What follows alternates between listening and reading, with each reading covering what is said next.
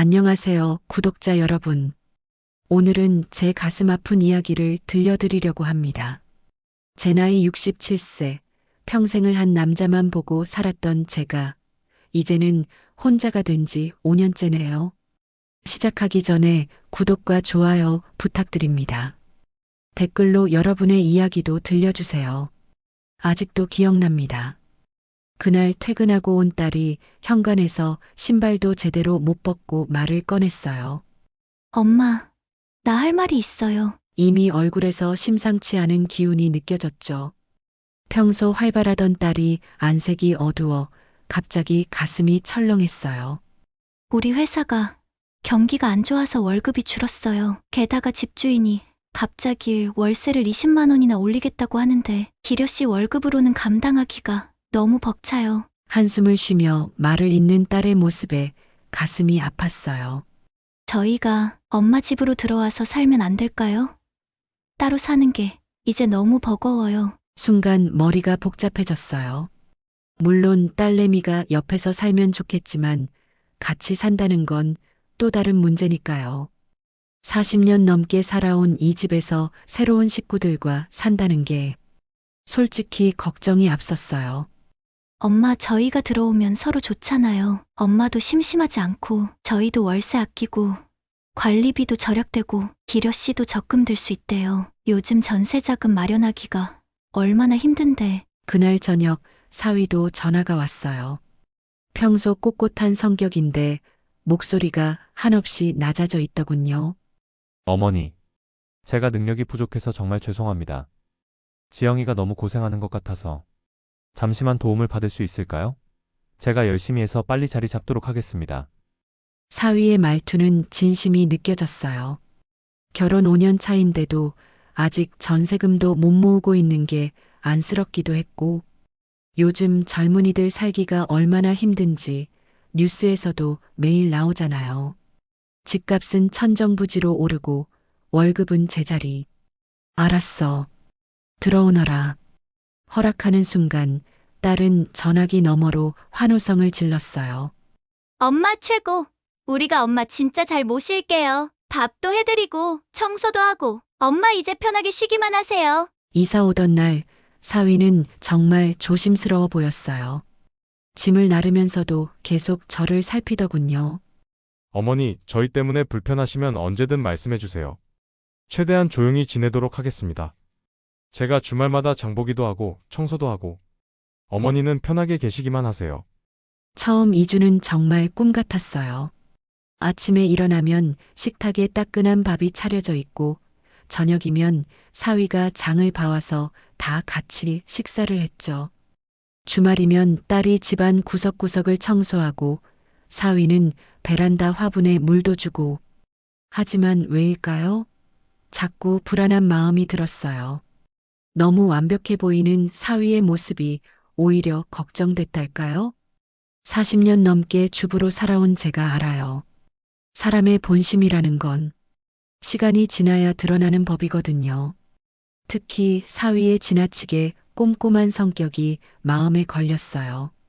장을 보고 오면 꼭 영수증을 정리하고 통장 잔고를 체크하고, 며칠 전에는 우연히 사위가 친구와 통화하는 걸 들었어요. 장모님 집으로 들어온 게 진짜 잘한 것 같아. 월세에 관리비까지 하면 매달 150만 원은 절약되니까. 이러다 내년에는 차도 바꿀 수 있을 것 같아. 그 순간 등줄기가 서늘해졌어요. 제가 그저 생활비 절약 수단으로 보였던 걸까요? 앞으로 어떤 일들이 벌어질지 자꾸 불안한 예감이 드는 건 제가 너무 예민해서일까요? 혹시 여러분 중에도 비슷한 경험이 있으신가요? 요즘 이런 일이 참 많다고 하더라고요. 댓글로 여러분의 이야기도 들려주세요. 처음 한 달은 정말 꿈 같았어요. 딸과 사위가 들어온 덕분에 집안이 활기가 넘쳤거든요.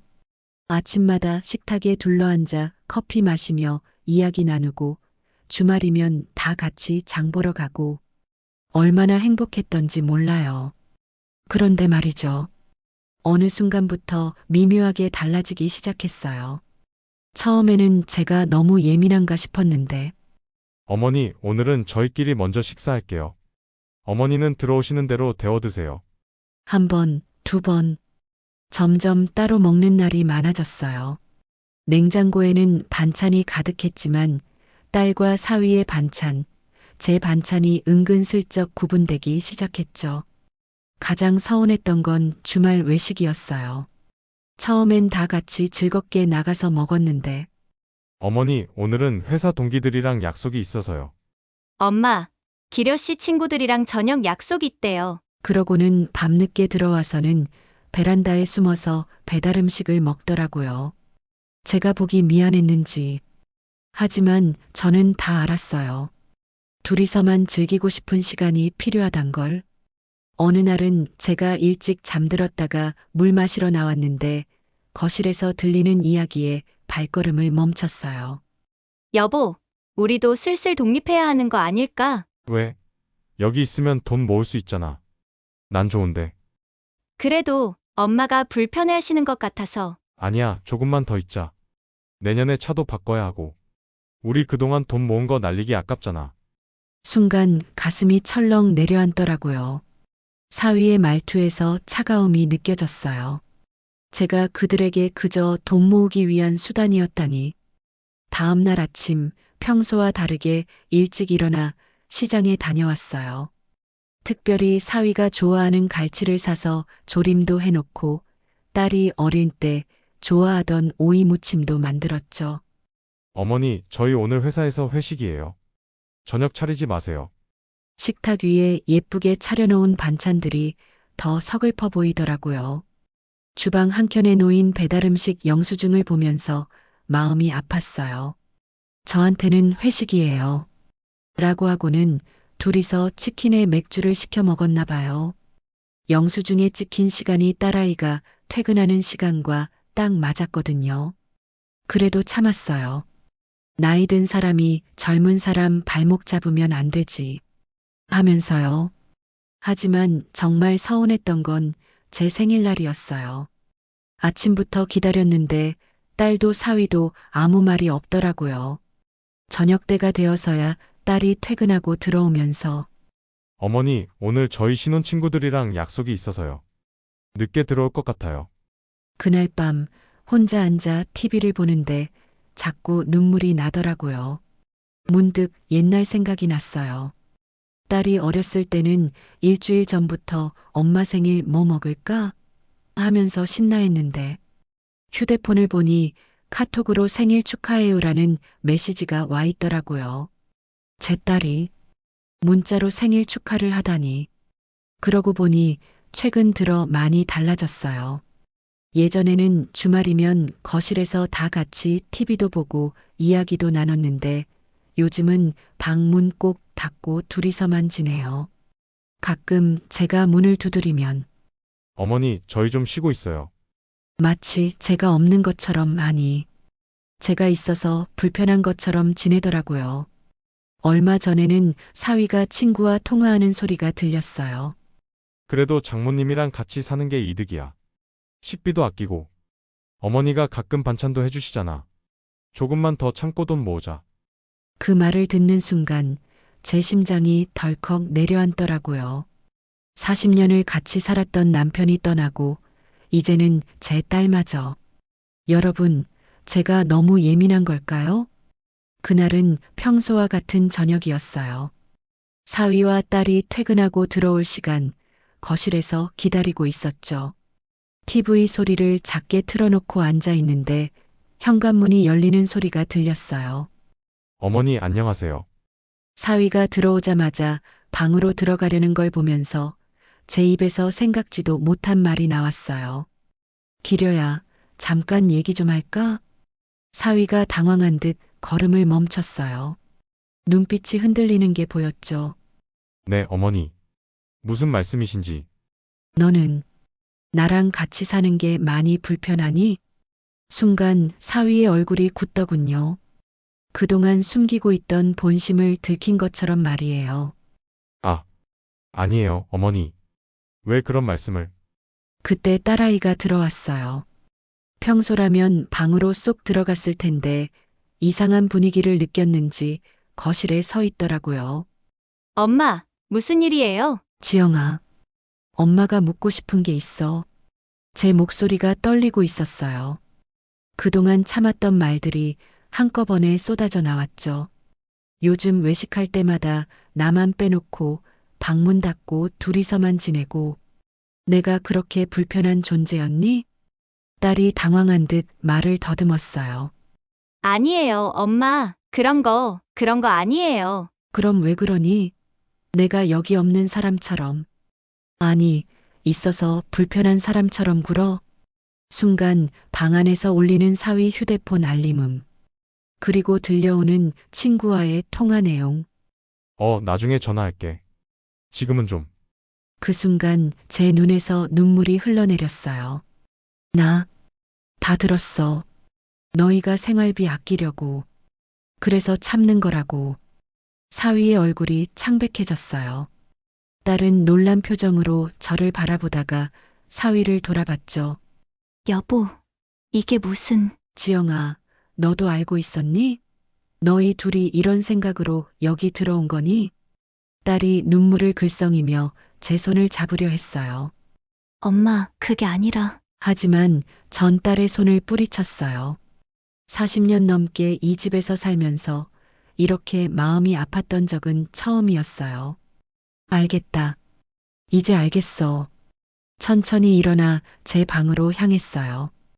뒤에서 딸이 울며 따라오는 소리가 들렸지만 돌아보지 않았어요. 방문을 닫고 침대에 앉아 있는데 문득 옛날 생각이 났어요.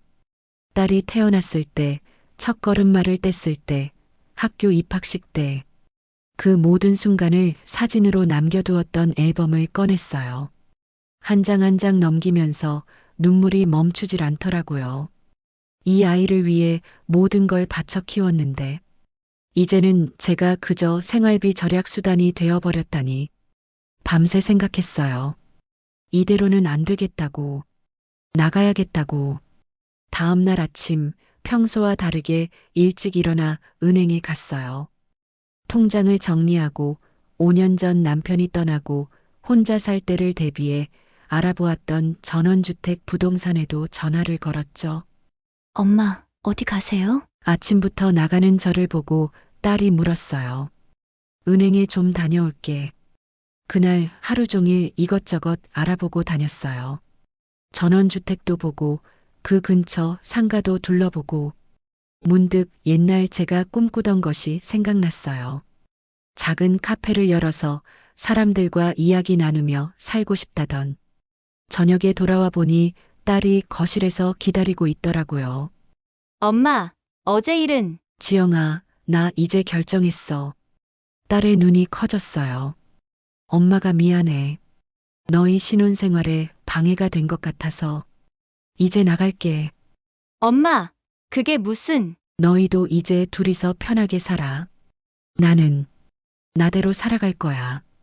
여러분, 제가 잘한 걸까요? 결정을 내린 그날부터 저는 바로 움직이기 시작했어요. 한평생 모아둔 돈이 있었거든요. 남편과 함께 노후를 위해 차곡차곡 모아둔 돈으로 5년 전부터 전원주택을 알아보고 있었죠. 네, 거기 전원주택 아직 비어 있나요? 아, 문금단 씨. 마침 잘 오셨어요. 지난번에 보셨던 그 집, 아직 계약 안 했어요.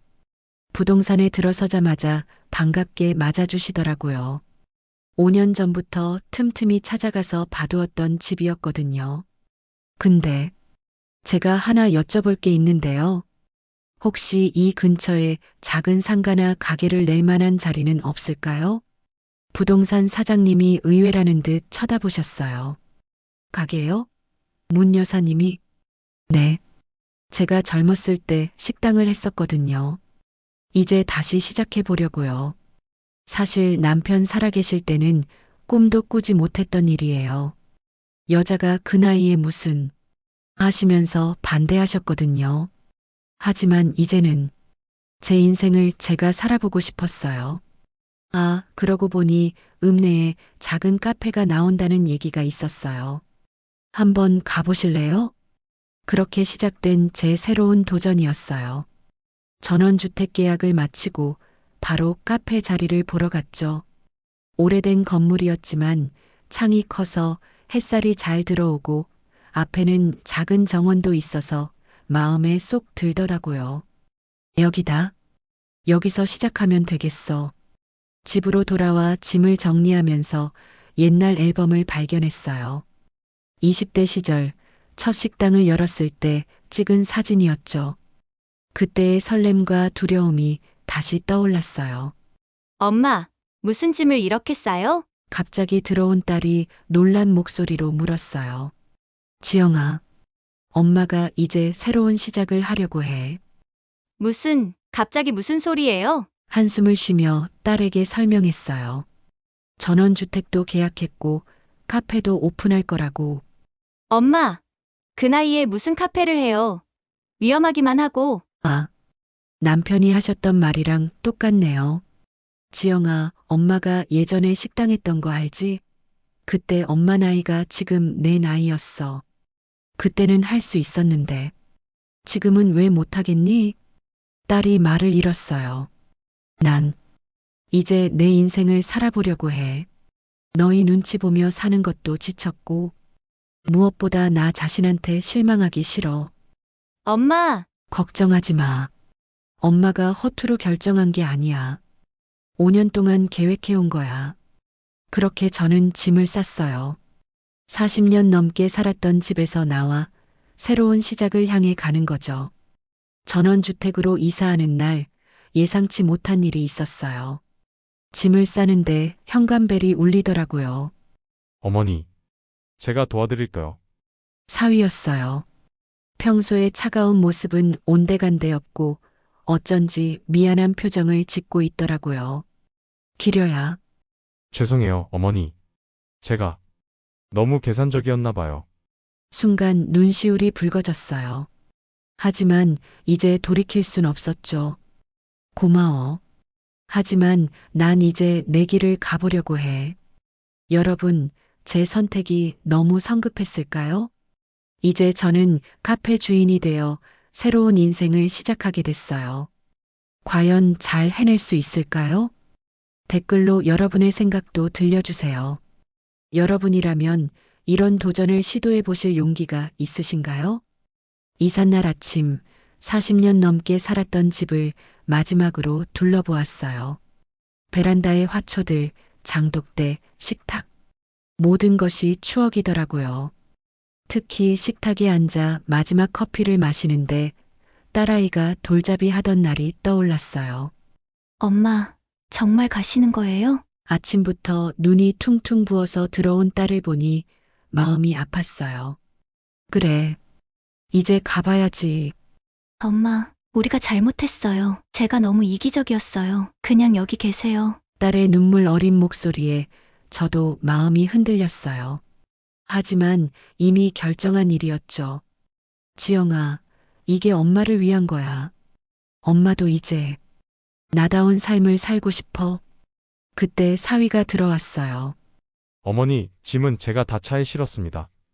며칠 전부터 사위가 열심히 도와줬어요. 이사 준비, 카페 인테리어, 공사 체크까지. 미안했던 마음이 컸나 봐요. 기려야. 고마워.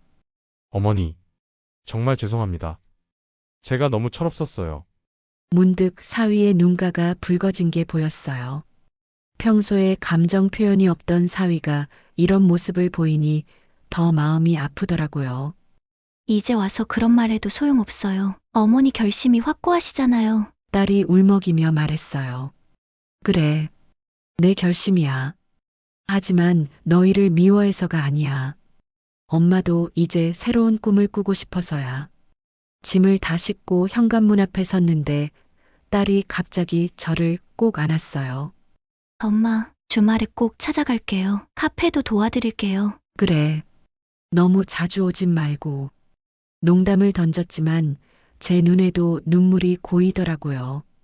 전원주택으로 가는 길 차 안에서 저는 계속 생각했어요. 이게 정말 맞는 걸까? 하고요. 하지만 새로 오픈할 카페를 생각하니 가슴이 설렜어요. 도착해서 처음 본 전원주택의 모습은 생각보다 더 좋았어요. 앞마당에는 예쁜 꽃들이 피어 있고 멀리 산도 보이고 여기서 새로 시작하는 거야. 짐을 정리하면서 문득 옛날 생각이 났어요. 20대에 처음 식당을 열었을 때의 떨림과 비슷하더라고요. 그때는 남편과 함께였는데 이제는 혼자서 해내야 해요. 다음 날 아침 일찍 일어나 카페로 향했어요. 공사는 거의 다 끝나가고 있었죠. 아줌마, 여기 이렇게 하면 될까요? 인테리어 기사님이 물었어요.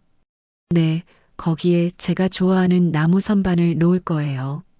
예전에 식당할 때 쓰던 건데 하나하나 제 스타일대로 꾸미다 보니 카페가 점점 제 모습을 갖춰가더라고요. 나무 테이블, 따뜻한 조명, 꽃과 화분들. 그런데 갑자기 딸에게서 전화가 왔어요. 엄마, 큰일 났어요. 왜? 무슨 일이야? 기려 씨가 회사에서 쓰러졌대요. 순간 가슴이 철렁 내려앉았어요. 사위가 쓰러졌다는 소식을 듣자마자 저는 바로 병원으로 달려갔어요. 카페 공사도 중요했지만 그래도 가족이 먼저였으니까요. 병원 응급실에 도착하니 딸이 울면서 저를 끌어안더라고요. 엄마, 기려 씨가 과로래요. 요즘 일이 너무 많았나 봐요. 알고 보니 사위가 회사에서 야근을 달고 살았대요. 전세자금 마련하겠다고. 그동안 저희 집에 있으면서도 독립하려고 치열하게 살았던 거죠. 괜찮아. 이제 다 잘 될 거야. 검사 결과가 나왔는데 다행히 큰 병은 아니었어요. 과로와 스트레스가 쌓여서 쓰러진 거라고 하더라고요. 병실에 누워있는 사위를 보니 마음이 아팠어요. 까칠하고 차가워 보였던 겉모습 속에 얼마나 힘겨운 싸움을 하고 있었을까. 어머니, 죄송해요. 힘없는 목소리로 사위가 말했어요. 이제 그만해. 내가 미안해할 일 아니야. 전 그동안 너무 돈만 생각했나 봐요. 어머니 마음도 몰라주고 지영이 눈치도 못 챘고 기려야. 너도 이제 아프지 말고 행복하게 살았으면 좋겠다. 그렇게 일주일이 지났어요. 사위는 퇴원했고 저는 드디어 카페를 오픈했죠. 첫날 예상치 못한 손님들이 찾아왔어요. 어머니, 저희가 첫 손님이에요. 딸과 사위가 꽃다발을 들고 온 거예요. 이게 뭐야? 어머니 카페 오픈 축하드려요. 그리고 저희 소식도 하나 전해드리려고요. 딸이 수줍게 웃더니 배를 살며시 감쌌어요. 엄마, 저 임신했어요. 순간 눈물이 왈칵 쏟아졌어요. 정말? 정말이니? 네, 3개월이래요. 이제 할머니 되시는 거예요. 그 순간 모든 게 녹아내리는 것 같았어요. 그동안의 서운함도 아픔도. 어머니, 저희 독립은 하겠지만 자주 찾아뵐게요. 이제 정말 가족이 되어보고 싶어요. 사위의 눈빛이 달라져 있었어요. 시간이 흘러 지금은 제 카페가 동네에서 제법 소문이 났어요. 할머니의 맛있는 카페라고 부르더라고요. 커피도 배우고 직접 만든 디저트도 내놓고 특히 주말이면 딸이 와서 도와주는데 이제는 만삭이 다 되어서 그만하라고 해도 계속 나와요. 사위도 휴일이면 꼭 들러서 이것저것 봐주고 가죠. 어머니, 이제 손주 보시면서 카페 하실 거예요? 그래. 내 삶도 살고 손주도 보고 이게 진정한 행복 아닐까? 여러분, 제 이야기는 여기서 끝이 납니다. 어떠셨나요? 처음에는 서로를 불편해하고 계산적으로 대했던 관계가 이제는 진정한 가족이 되어가고 있어요. 위기가 있었지만 그 위기가 오히려 우리를 더 단단하게 만들어준 것 같아요. 저는 이제 매일 아침 설레는 마음으로 카페 문을 열어요. 예전에는 가족에게 짐이 될까봐 걱정했는데 이제는 당당하게 제 삶을 살아가고 있죠. 여러분도 늦었다고 생각하지 마세요. 새로운 시작은 언제나 가능하니까요. 이제 저는 카페지기이자 곧 할머니가 될 예정이에요. 인생이란 참 알 수 없는 것 같아요. 끝이라고 생각했던 순간이 새로운 시작이 되기도 하고, 구독해 주시고 끝까지 함께 해주신 여러분, 정말 감사합니다. 앞으로도 카페에서의 일상을 여러분과 나누고 싶어요. 여러분의 인생에도 새로운 행복이 찾아오길 바랍니다. 감사합니다.